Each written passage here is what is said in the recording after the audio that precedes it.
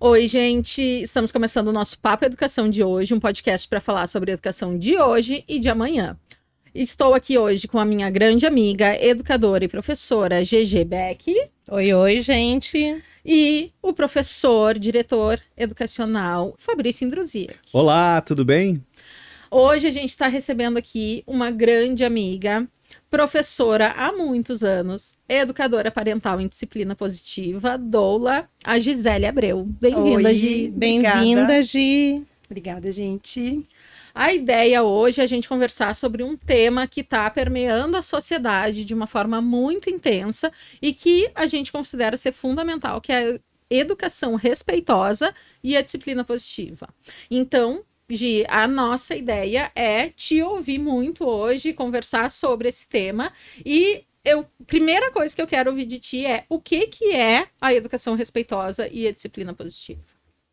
Então, tem muito uma ideia errada de que a disciplina positiva ela vai deixar as pessoas, em especial as crianças, fazerem qualquer coisa, fazerem tudo, né? Mas a disciplina positiva, na verdade, é uma ferramenta, né? Esta expressão disciplina positiva, ela é uma ferramenta com várias formas de organizar o dia a dia da criança e organizar a educação, especialmente da criança. E falando de uma forma mais ampla, a educação respeitosa é tudo que envolve a disciplina positiva, a comunicação não violenta, a assertividade, para que, como traz a disciplina positiva, a gente tenha aí uma criação de habilidades para a vida. Então, ela é algo a longo prazo, ela não é imediata. E me diz uma coisa, Gi, muita gente confunde a disciplina positiva com a permissividade. E aí entra uma questão que é super importante, que é como que a gente lida com isso, que é uma coisa que muitas vezes a gente que trabalha com criança tem que ter muito cuidado nessa linha tênue, né? Que é passar do respeito para a permissividade e da firmeza para o autoritarismo. Então, fala um pouquinho para a gente sobre o que é a permissividade, o que é autoritarismo e o que a disciplina positiva difere dessas. Tá bem. Então, quando a gente pensa sobre a disciplina positiva, a primeira coisa que vem associada é a firmeza e a gentileza. Quando a gente fala de firmeza e gentileza, é isso mesmo. Elas andam juntas. Eu não posso nem ser firme demais, porque eu vou cair no autoritarismo, e nem ser gentil demais, porque eu caio na permissividade. Então, quando eu falo em firmeza e gentileza, eu não vou dizer sim o tempo inteiro, mas eu também não vou dizer não o tempo todo. Para entender esse conceito, a gente precisa pensar que um dos pilares da disciplina positiva é a gente dar autonomia para aquele ser. Então, dentro das possibilidades, dentro do que é seguro e é possível, dentro daquele contexto, é essa criança ter autonomia para poder escolher, né? Então, se eu sou firme demais e eu não dou opção de escolha, eu estou sendo autoritária. Se eu mostro escolhas limitadas e a criança pode entender que ela é autônoma dentro daquela limitação, eu estou sendo gentil. E, claro, de uma forma gentil também. Não adianta eu usar falas autoritárias ou falas muito estigmatizadas e dizer que estou sendo gentil, estou dando escolhas limitadas, né? Então, precisa aí de uma mudança de comunicação. Ô, Gi, deixa eu te perguntar uma coisa. A gente ouve muito disciplina positiva e sempre associa com criança. Mas se tu tá falando que é gentileza associada com firmeza, tu pode trazer isso também para o ambiente escolar e associar com a equipe de funcionários, com a equipe de professores e também com os alunos. Existe alguma escola que se propõe a fazer isso hoje? Isso está dentro do que se chama socioemocional ou não? Então, a gente não tem uma escola que seja a escola da disciplina positiva.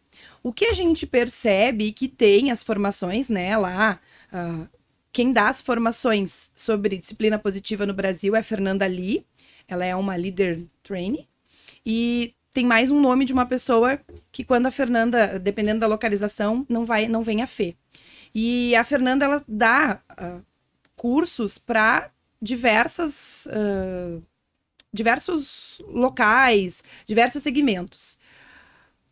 Educação, para professores, para equipes. Então, como é uma ferramenta norte-americana, então eles têm assim, para educação infantil, para os anos iniciais, para casais, para treinadores. Então, a disciplina positiva, ela não é somente da relação familiar, do pai, da mãe, do filho, dos irmãos. Ela vai englobar todas as esferas da sociedade.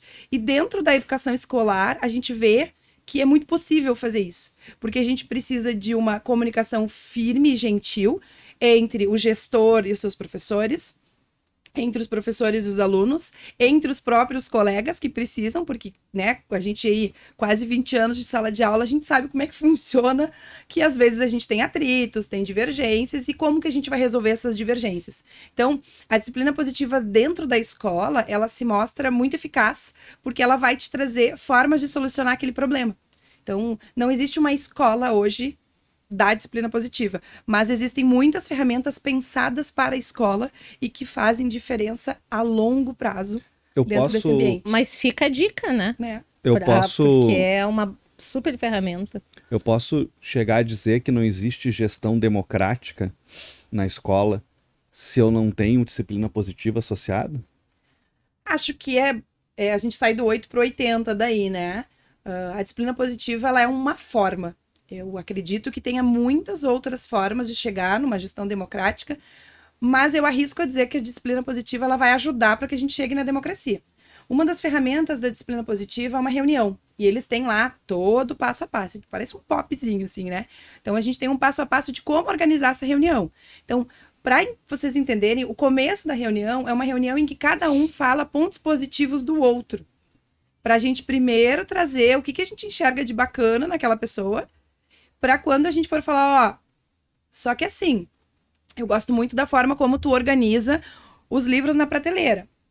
Eu tô um tanto descontente com a forma como tu fala com as crianças na troca de períodos, por exemplo. Então, levanta aí o que aquela pessoa tem de característica boa, mas também vai trazer algo que pode ser melhorado. Só que nessa reunião, todo mundo ouve críticas e todo mundo ouve... A palavra não é elogio.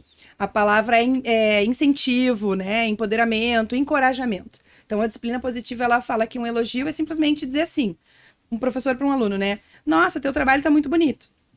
Isso é um elogio. Mas um encorajamento é dizer, tu usou cores muito boas no teu desenho ficou muito bonito por isso.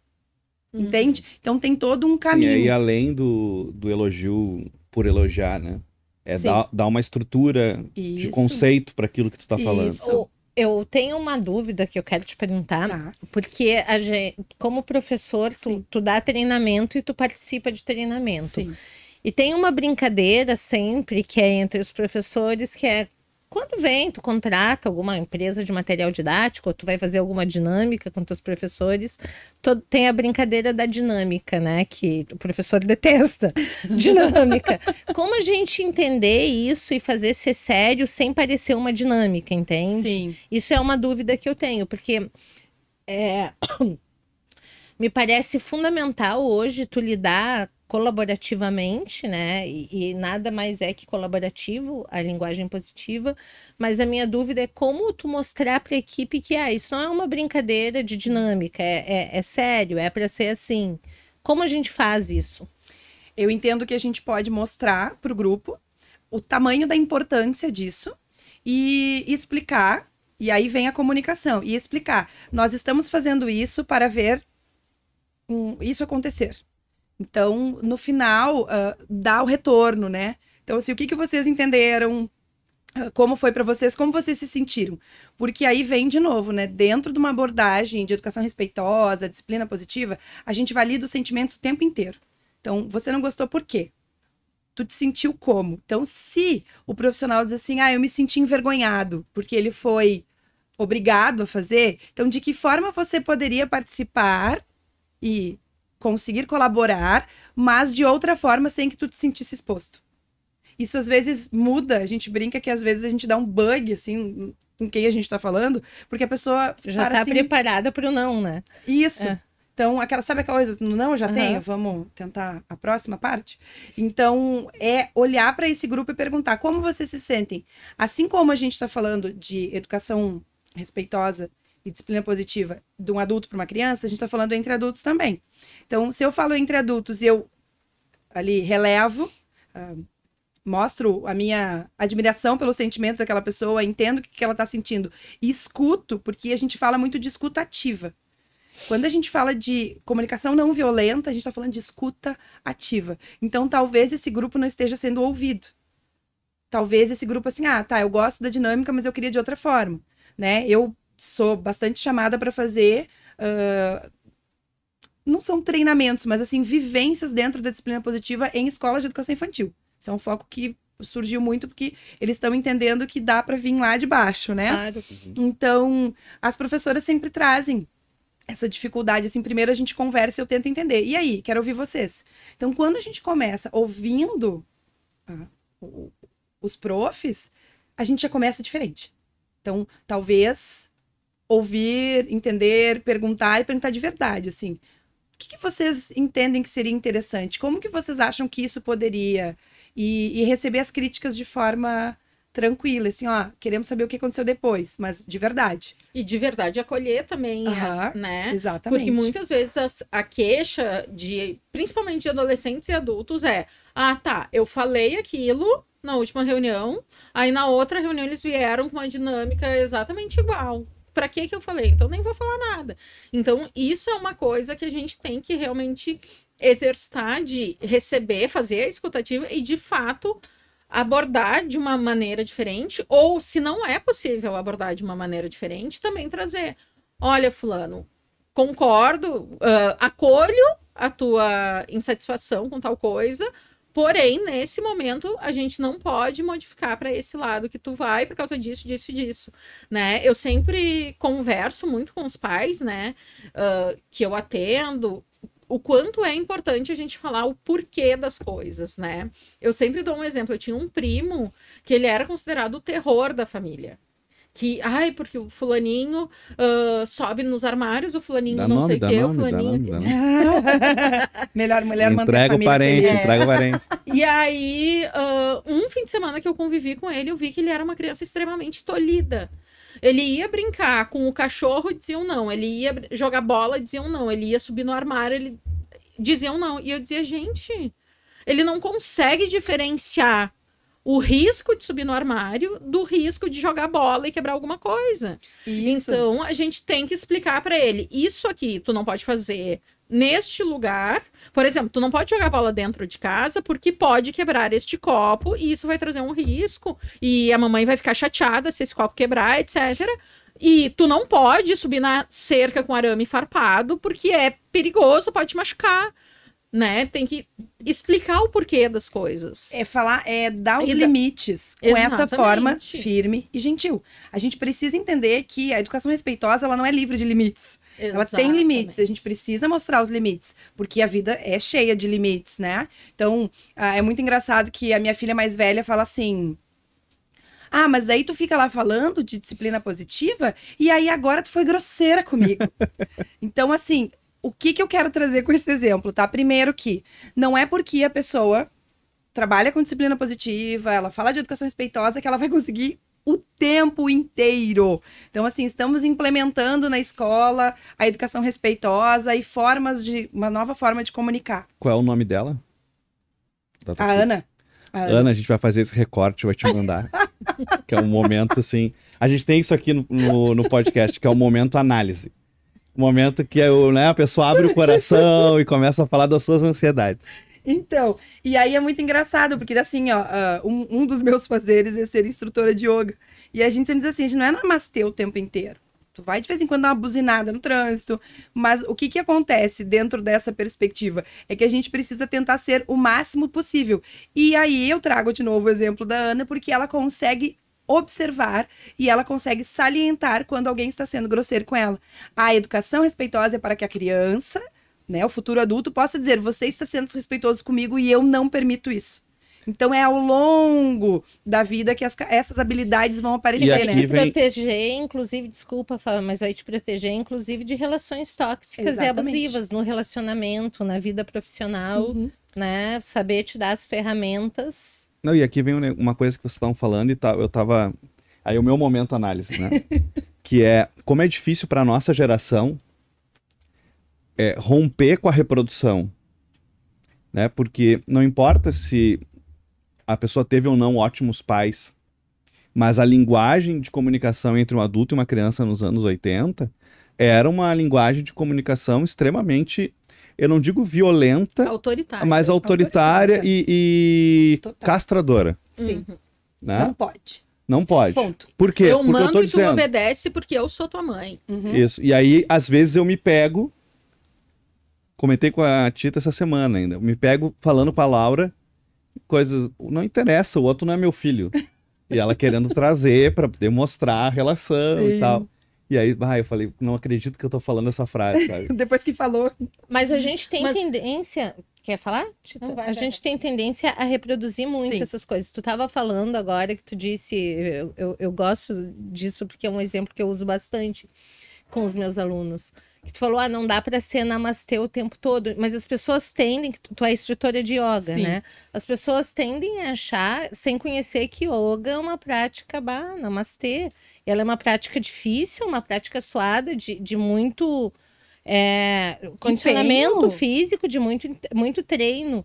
Então é isso, é também romper, né? Nem tudo é o que te apresenta, Sim. assim. E introduzir isso, me parece que também é criar cada vez mais indivíduos questionadores, sabe? E a disciplina positiva, ela tem muito isso, assim. Eu já ouvi de muitas pessoas. Porque daí vem esse papo aí de disciplina positiva, as crianças podem tudo, ficam totalmente sem limite, quando é totalmente o contrário, né? E aí as pessoas também têm muita dificuldade justamente na coisa de dizer, filho, desculpa, a mamãe errou. E eu não devia ter falado assim contigo. Eu estava muito nervosa. E isso é uma prática que eu tenho muito, porque eu não sou nada namastê, né?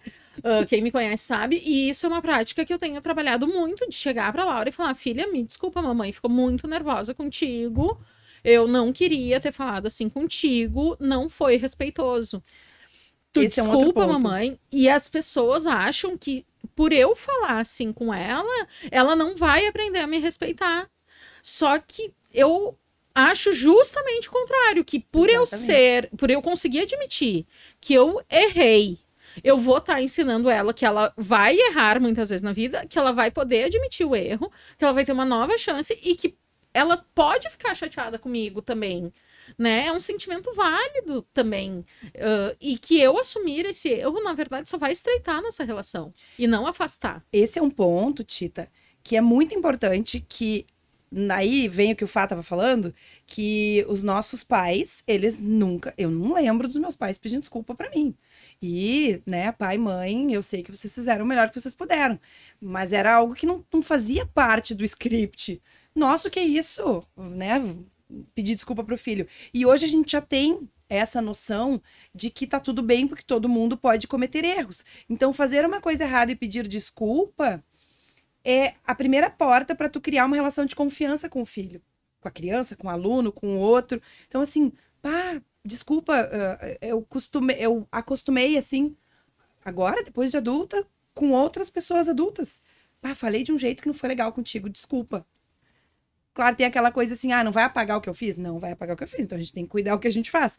Mas vai te dar uma abertura de dizer assim, não sei como é que tu te sentiu, não gostaria que tu levasse isso a mal e tal, mas e realmente eu não posso fazer de novo, né? Não posso só ficar pedindo desculpa. Vou pedir isso desculpa. eu sempre falo, Laura, não adianta a gente pedir desculpa e continuar fazendo exatamente a mesma coisa. E aí outra coisa, a gente tem que pedir desculpa e se esforçar para não fazer. Isso. Às vezes a gente vai errar de novo, às vezes Com a gente certeza. vai conseguir se controlar, Uhum. né? Esses dias, por exemplo, eu derrubei uma panela no meu dedo do pé que doeu muito, e aí eu falei todos os palavrões que eu conhecia.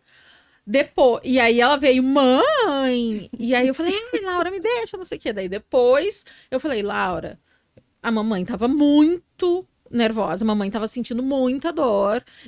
eu sei que não é certo falar palavrões, desculpa, e a mamãe foi grosseira contigo, porque a mamãe não tava nem conseguindo pensar direito. Ela falou, tudo bem, mamãe, eu sei que doeu.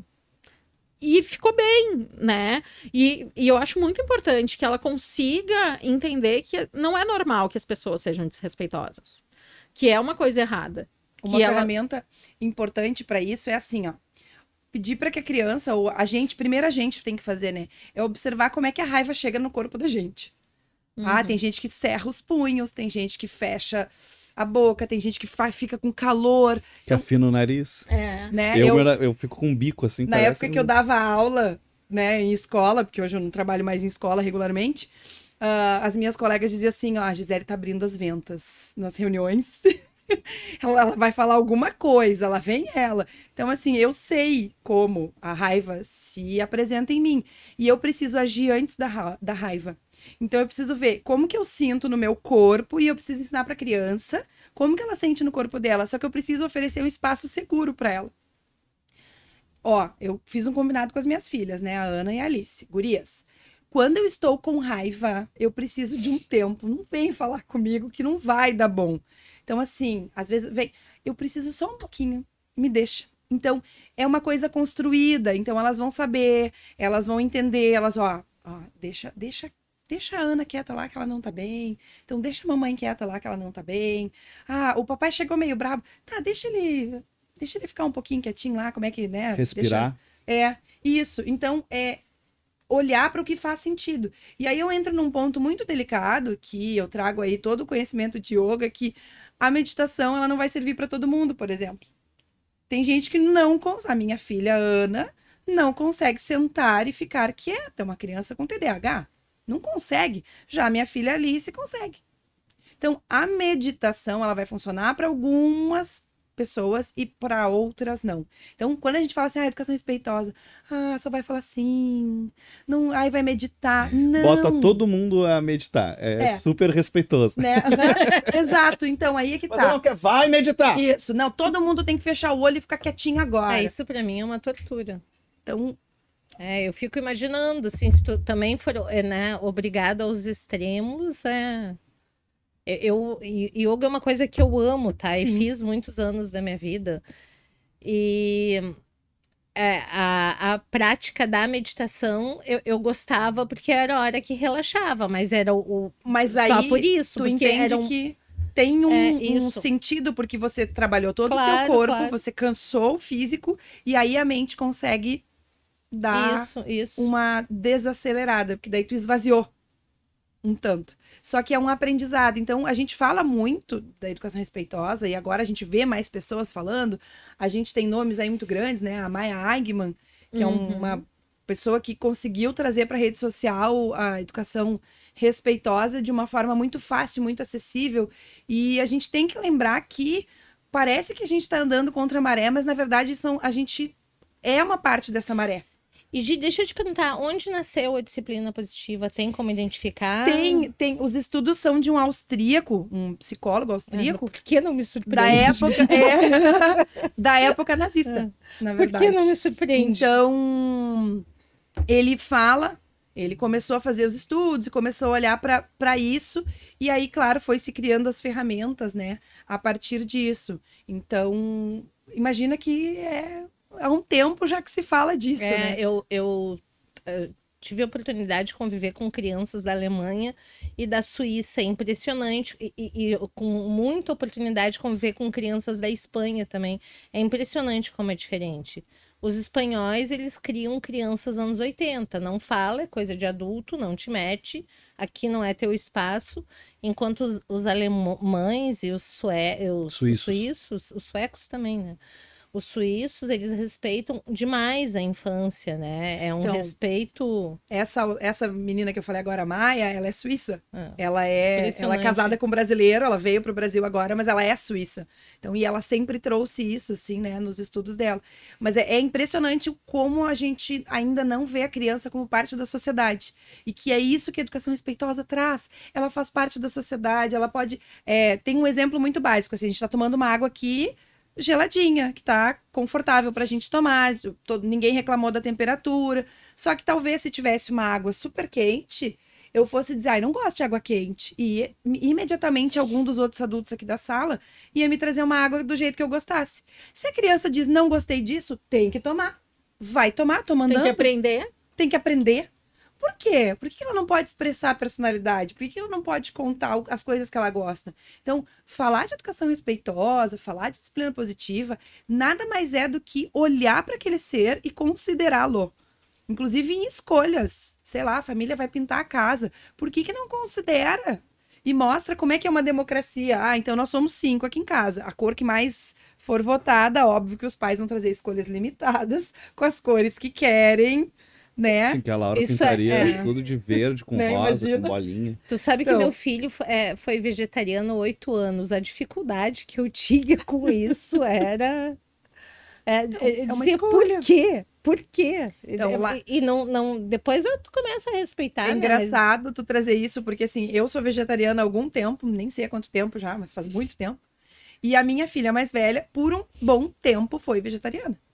E eu até achava que ela ia seguir. E aí, de um dia para o outro, ela resolveu que ela ia voltar a comer carne. E aí as pessoas perguntavam, e agora? Eu disse, gente, meu marido é um churrasqueiro. A outra filha mais nova come, assim, carne pra caramba. E só eu e ela que não comíamos. E a gente se dá bem porque cada um come com a sua boquinha, né? Então não tem problema em relação a isso. E agora ela voltou a comer carne e me questionaram. Eu disse, gente, é a escolha dela, né? O que ela gostaria. Então não é nada, claro que não é nada que vai fazer mal pra saúde dela. São coisas que a gente vai pensando que ela tem. Sim, tá dentro daquele limite que a gente fala do autonomia, né? Isso. Ela pode ter autonomia dentro desse espaço. E aí, Gi, eu queria abordar bem uma coisa que vai bem nesse sentido, que é a questão das coisas que são inegociáveis, né? Como que a gente aborda na disciplina positiva isso? Porque eu sempre trabalho também com as famílias isso, assim, existem coisas que são possíveis da gente alterar. Então, por exemplo, eu sempre trabalho a questão de roupa, tá? Se tu vai usar a camiseta rosa ou a camiseta amarela, se a criança vai sair toda combinandinho ou vai sair com uma blusa de bolinha, uma calça listrada, o sapato xadrez, que a gente olha e pensa, meu Deus, caiu no guarda-roupa. Mas isso não traz risco para a saúde dela, isso não vai prejudicar o desenvolvimento e tal. Realmente é uma briga que a gente está disposto a comprar. É importante, para algumas famílias E eu não vou dizer que para ela, ai não, isso é uma bobagem. Para minha família não é importante. Para algumas famílias é. E aí eu sempre trago isso, né? Do quanto é importante as pessoas perceberem dentro da sua casa o que é inegociável e o que não é.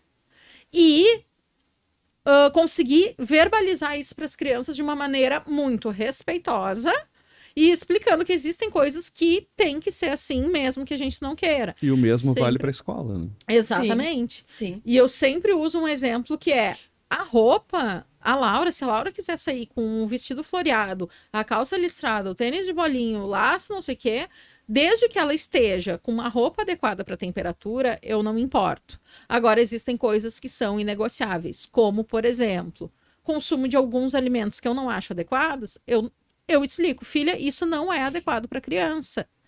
Isso, mas o fulaninho toma. Ok, mas o fulaninho não é meu filho, a família dele acha que é adequado, não é nosso papel julgar. Televisão Aqui no quarto. em casa, televisão no quarto, essas coisas. É uma questão lá em casa, que nós não temos televisão no quarto, nem É. os adultos, muito menos as crianças.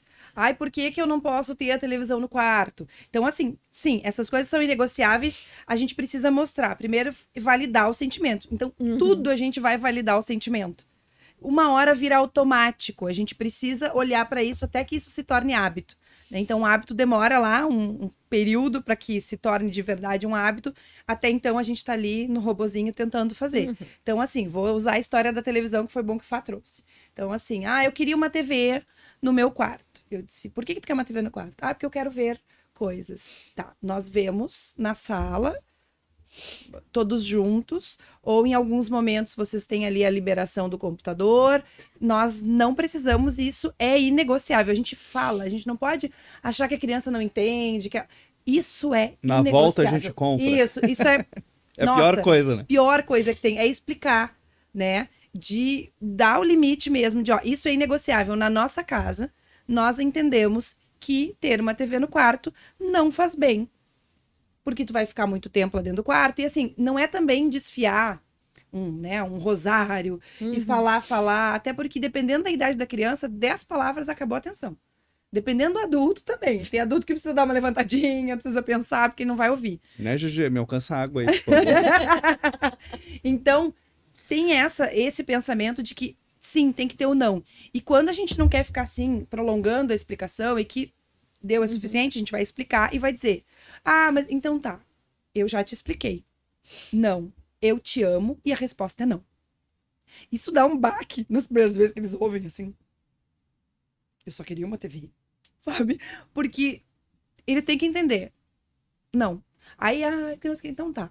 Vamos fazer assim, lá no futuro, quando tu tiver filhos, aí tu vai ver se tu vai tomar essa decisão e aí tu vai me dizer, viu, mãe, botei uma TV no quarto da fulaninha, do fulaninho.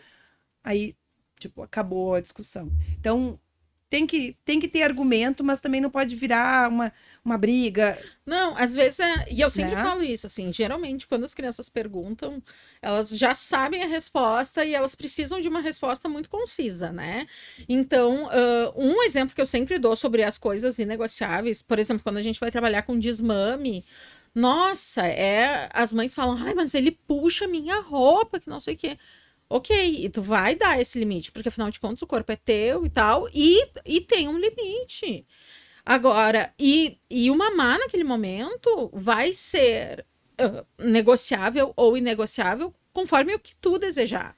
Agora, se tu disser não quero mais amamentar neste momento, tu vai dizer não. Assim como quando a criança, por exemplo, tem que tomar uma vacina e diz não quero tomar vacina, o que a gente faz? É inegociável. Eu sempre pergunto, o que vocês fazem? Graças a Deus eu nunca tive uma resposta contrária, todo mundo sempre me disse. Fora desesperado. Mas geralmente as pessoas me dizem, não, eu seguro, abraço, faço alguma negociação do tipo, se tu tomar a vacina, a gente vai depois na loja de brinquedos ou não sei o quê, e aí eu seguro e tomo a vacina. Aí a gente entra assim, é inegociável, então, eu entendo que tu tá chateado, eu entendo que dói, porque a vacina, né? Ai, não dói. Dói, gente. Dói, não mintam sim, que não dói. Mintam. Então, assim, a mentira, ela tá fora de cogitação. Então, dói, é uma dor rápida e depois a gente pode escolher alguma coisa para fazer, mas não é se você tomar. A disciplina positiva, ela não trabalha com condições, tipo nem chantagem. Com castigo, nem com entendeu? Não é castigo e nem recompensa e nem chantagem. Então, é assim, quando você tomar a vacina, nós vamos passear pela pracinha. Mas do tipo, já que a gente vai passar por uma situação ruim, a gente pode depois fazer uma coisa legal, assim, pra dar uma animada depois. Mas não pode ser uma condição de chantagem. Do tipo, se tu fizer. Só vai fazer se fizer tal coisa. Então, e isso é uma coisa muito legal de trabalhar, né? Trocar o se tu fizer por quando tu fizer. Isso. Então, tu pode assistir TV quando tu arrumar tua cama. Isso, quando a mochila. Vai trazendo ali uma causa-consequência para a gente pensa em consequências naturais. E aí, assim, uma das coisas principais, quando a gente fala de disciplina positiva, é falar sobre a mudança de comunicação do adulto. Nós estamos falando das crianças, mas a gente está sempre falando do comportamento do adulto. Porque nós somos adultos que viveram lá com esse sim, não e ponto, né? Essa coisa de você não tem espaço aqui. Então, é uma mudança de comportamento dos adultos para que a gente tenha mudança de comportamento das crianças. Não é amanhã, não é depois de amanhã, é uma mudança que a gente precisa criar o hábito e a gente precisa enxergar. Vai ter momento em que tu vai dizer, esse negócio funciona de verdade, sabe? Porque é uma mudança primeiro do adulto. O adulto tem que comprar. E aí a gente tem, em famílias que são homem e mulher, a gente vê muito a mãe buscando, lendo, indo à palestra, e o pai normalmente tá bem alheio, tá fora disso. Então, nesses homem casais... fazendo omisse. Né? Tô no meu lugar de fala, posso falar. Pode. Então, a gente vê muito isso, vê essa reclamação. A gente tem grupos de mães. Esses dias eu perguntei pro meu marido assim, no grupo de vocês aí, de amigos, alguém fala sobre a dificuldade da filha, que a minha filha mais nova se trocava de escola, tava com dificuldade de entrar e de sair, assim, chorava e tal. Se vocês falam sobre isso, ele não. Eu disse, pois é algo para se pensar. mas no sentido de pensar dessa construção dos meninos lá na frente. Então, falar em educação respeitosa é dar liberdade, autonomia, para que essas crianças, adultos do futuro, pratiquem tudo isso e eles tenham habilidades de vida, para que eles não joguem o celular na parede quando eles estão com raiva, para que eles possam saber que eles podem se acalmar, para que eles possam lidar bem, para que eles não cheguem brigando com as pessoas que moram com eles, que eles digam, olha só, preciso de um tempo. Então, a acho ideia que é eles essa, possam né? dizer não sem sentir culpado Isso, também, né? exato. Isso. Porque isso acho que foi o que a minha geração foi o que mais prendeu, assim, inclusive com filho. Porque era uma mudança clara de mentalidade. Estamos falando isso de 26 anos atrás, entende? E não sabia que tinha que mudar, mas tu não sabia exatamente por quê. Então o não era ruim. Tu ia deixando e se criou uma geração permissiva também, né? Sim. Que é... Sim, mas é a mesma coisa, assim, ó. Não é respeitoso, ó, tem que dar beijinho em todo mundo quando chega nos lugares. Poxa, a gente adulto às vezes só dá um oi, assim, pra todo mundo. Então, às vezes, o pessoal acha que é muito grande, só que a gente começa por coisas pequenas, né? Pra gente falar de educação respeitosa, a gente começa por coisas pequenas, pelo todo dia, por dentro de casa, por poder dizer assim, esses dias eu fui muito grosseira com a menina do ticket, do estacionamento. E aí eu disse pra ela, tu me desculpa, eu tô tendo um dia péssimo, eu não podia ter falado assim contigo. Sabe? Na hora eu disse, puxa vida, eu voltei e disse pra ela, porque eu disse, cara, eu não podia ter feito isso com a menina. Reconectou. Sabe? Voltei pro lugar e disse, ai, que horror. Sabe? Mas é isso, de a gente olhar mas aí a gente de vez em quando vai fazer umas porcarias por aí, vai xingar as pessoas. Infelizmente é uma construção, né? Ano passado, a Laura teve uma situação com uma coleguinha que elas tiveram uma discussão e tal, estavam brincando de pega-pega, a Laura chamou ela de ranhenta e tal, a menina ficou muito chateada, e aí eu trabalhei com ela em casa e tal, sobre, né, pedir desculpa, estimulei ela a fazer uma cartinha, né, para fazer um desenho e tal, entregar. E eu perguntei, o que tu acha que a coleguinha ia gostar de ganhar de ti e tal? Como um pedido de desculpas mesmo e tal. Daí ela disse, acho que todo mundo gosta de chocolate, né? Aí eu falei, não, filha, chocolate não é sempre um bom presente. Por exemplo, a Bibi não gosta de chocolate. Pra Bibi teria que ser uma banana.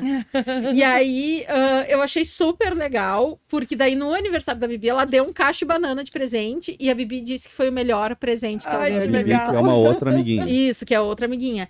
E aí, quando ela levou a cartinha, né, com um desenho pra amiga, a amiga realmente se sentiu amada, né? Se sentiu acolhida, né?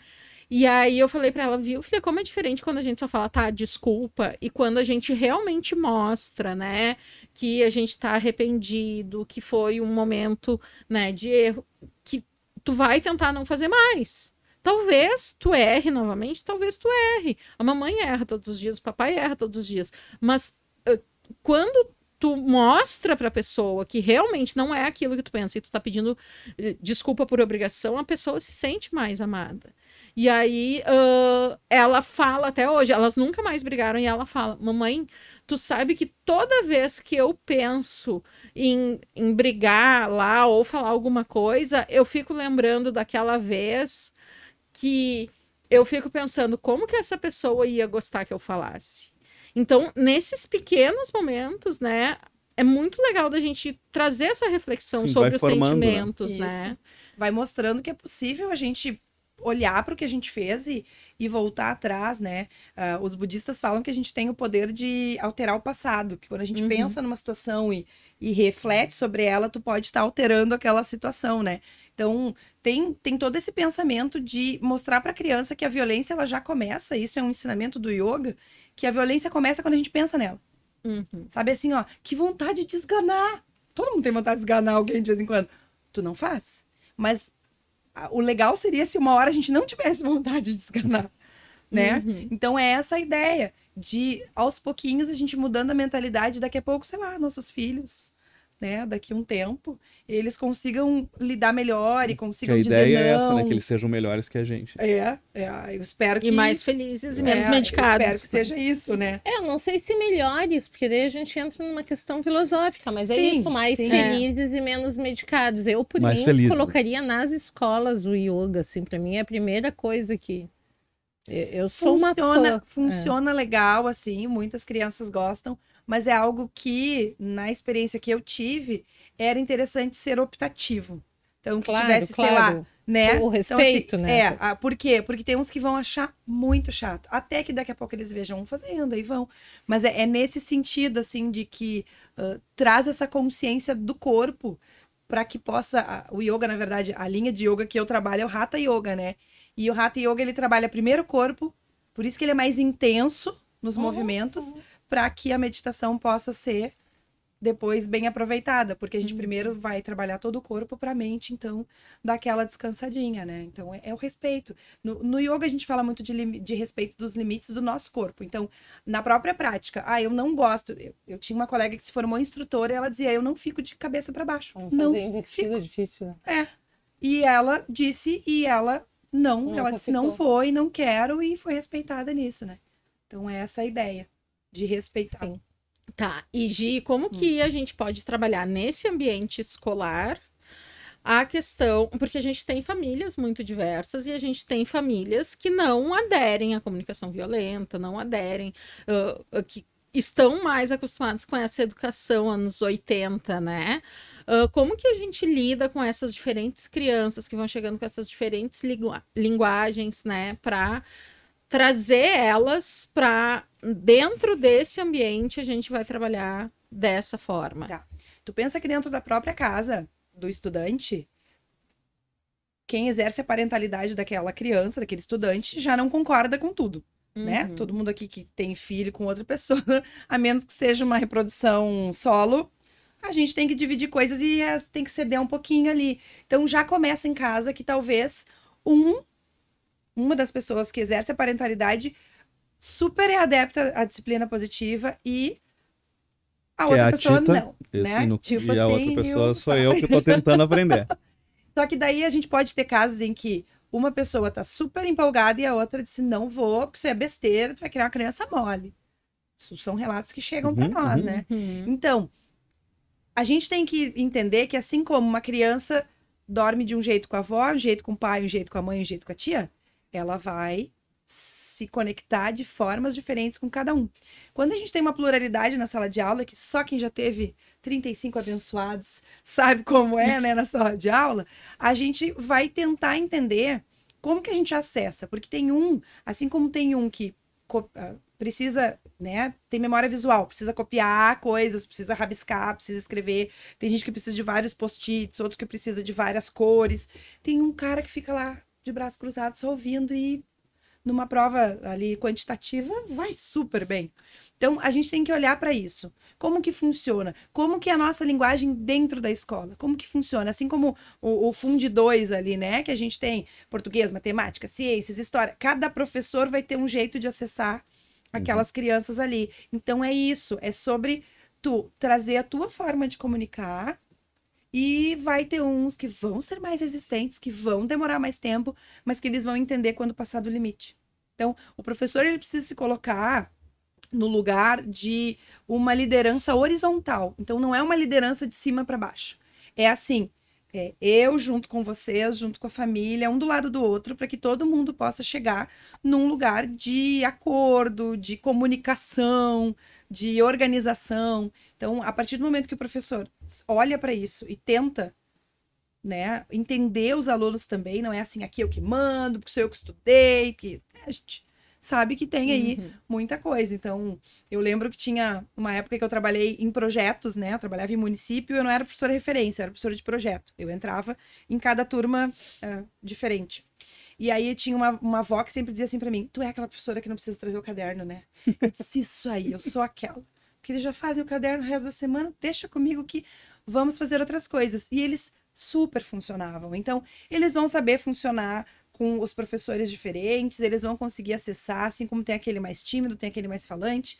Eu costumo dizer assim, numa peça de teatro, a gente tem, sei lá, 5 atores, mas aí tu tem 2 roteiristas, tu tem um diretor, tu tem 3 iluminadores, tu tem o cara de som, tu tem o cara que abre a porta do teatro. Então, são fazeres diferentes, mas todo mundo pode estudar para aquilo, sabe? Então, é o professor respeitar essas diferenças e conseguir conectar, validando os sentimentos deles. Não é uma tarefa fácil, tá, professores? Eu sei, assim, que é algo muito cansativo, porque a gente precisa até que um dia, uau, acontece, né? Então, nossa, funcionou. Mas é nesse sentido. Então, tá, Gi, agora eu vou te propor uma brincadeira que a gente tem aqui com os nossos convidados, que é o jogo de queimada. Que é, primeira coisa que passar pela tua cabeça, tu responde, tá bom? Qual palavra tu usaria para definir a educação de hoje? Construção. E a de amanhã? Sonho realizado. Um autor que te inspira? Luiz Antônio de Assis Brasil, que foi meu professor na faculdade.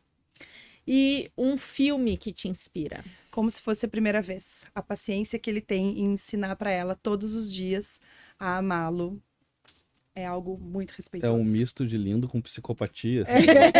É um negócio assim, sabe?